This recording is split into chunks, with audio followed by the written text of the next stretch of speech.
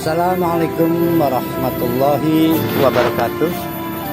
Ikhwan fil Islam, kaum muslimin dimanapun berada, terutama para jamaah Majelis Ta'lim Al-Islam.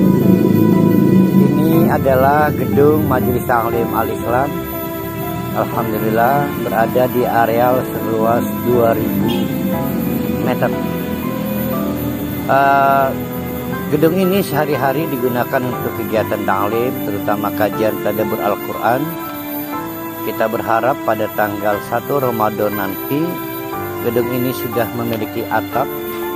Oleh karena itu, para ikhwan fil Islam yang ingin berkontribusi pada pekerjaan atap gedung ini, silakan menghubungi nomor-nomor yang akan dipublikasikan oleh kami.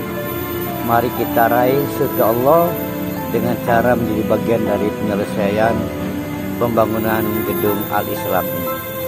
Terima kasih, jazakumullah khairan katsiran. Assalamualaikum warahmatullahi wabarakatuh.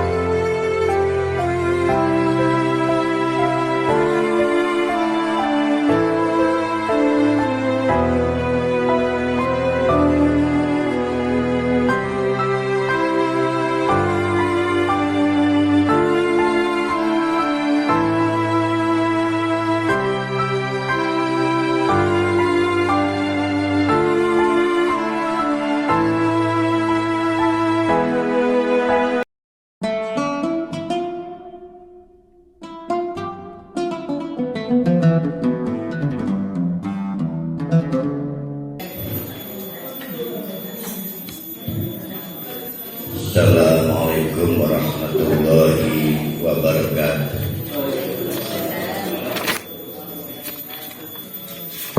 Alhamdulillahirabbil alamin. Nahmaduhu wa nasta'inuhu wa nastaghfiruh wa na'udzu billahi min syururi anfusina wa min sayyiati a'malina. May yahdihillahu fala mudilla lahu wa may yudlilhu fala hadiya lahu.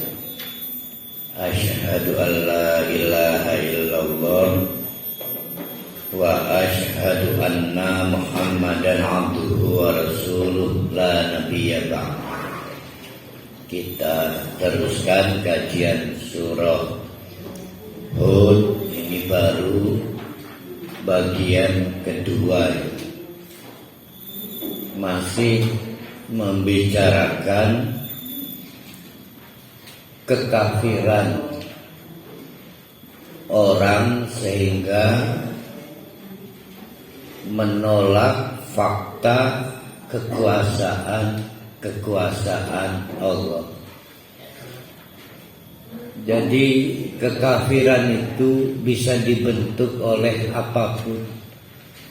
Kalau kemarin kita bicara soal kemunafikan di minggu yang lalu,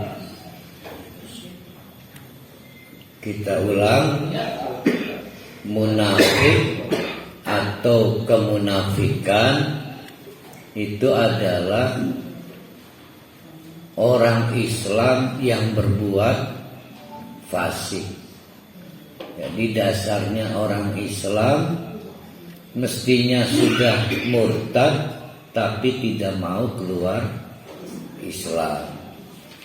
Saking demen ning identitas Islam, bertahan pengen disebut wong Islam, walaupun kelakuannya kelakuan fasik.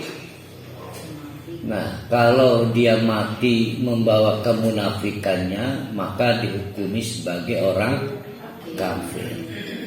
Nah, kalau yang di Hud ini kita nggak bicara soal orang kafir, tapi tidak bicara soal orang munafik atau kemunafikan, tapi berbicara tentang orang kafir dan kekafiran. Di antara yang menyumbang kekafiran itu namanya sombong, sehingga menolak Allah itu sangat berkuasa.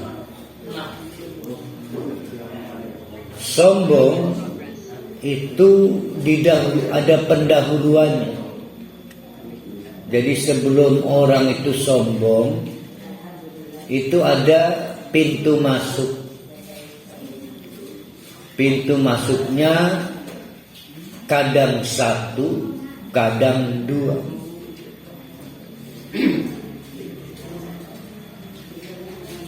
Yang pertama, kufur nikmat atau tidak mau bersyukur. Yang kedua, ujub. Nah, beda tuh, ujub dengan sombong beda. Kalau sombong itu atuwun, ujub itu menakjubkan. Ajaban lil mu'minin, betapa menakjubkannya orang-orang mukmin. Jadi ujub itu mengagumkan. Mengagumkan apa? Kagum pada dirinya sendiri. Ujub. Ternyata dia lebih kaya dari yang lain. Ternyata dia lebih sehat dari yang lain. Ternyata dia kagumi dirinya sendiri. Sudah tidak mau bersyukur, kufur nikmat. Mengagumi dirinya sendiri, itu hati-hati. Dari situ, dari yang ujub, lompat jadi sombong. Sombong itu menolak bahwa apa yang dimiliki dan dicapai dirinya ada kontribusi pihak lain. Pihak lainnya macam-macam, bisa orang lain, yang pasti Allah. Itu yang kemudian menjelma menjadi kekafiran. Jadi orang-orang yang mengkolaborasikan, 1, sikap kufur nikmat, 2, sikap ujub, 3, sikap sombong, maka sama dengan kekufuran. Sehingga dalam kekufuran berarti ada berapa komponen? Ada 3. 1, kufur nikmat, 2, ujub, yang ketiga sombong. 3 itu, kalau 3 itu sudah di juicer, di blender jadi 1, hasilnya kekafiran. Kalau membawa mati sikap itu, maka dia mati sebagai orang kafir. Sama aja berarti dengan yang munafik tadi. Jadi kalau orang munafik mati dengan kemunafikannya, orang Islam mati dengan kemunafikannya, sama dengan mati sebagai orang kafir. Orang kafir juga mati membawa kekafirannya ketika dia mati dengan membawa kesombongan. Nah, ayat-ayat yang akan kita bahas di surat Hud ini adalah soal itu orang-orang kafir.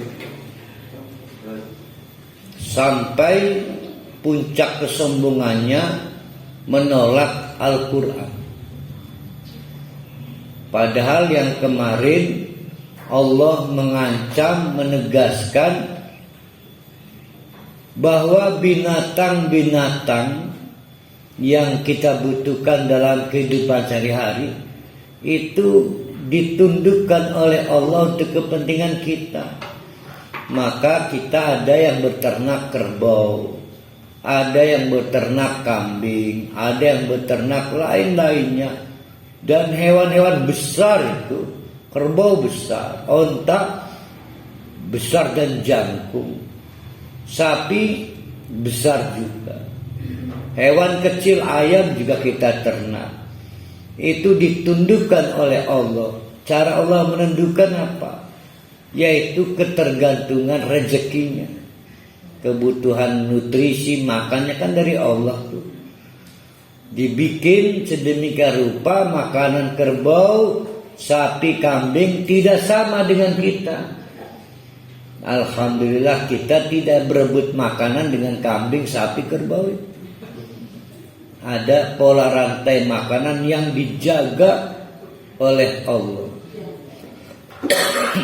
Nah itu kalau bukan Allah yang mengatur, sulit itu.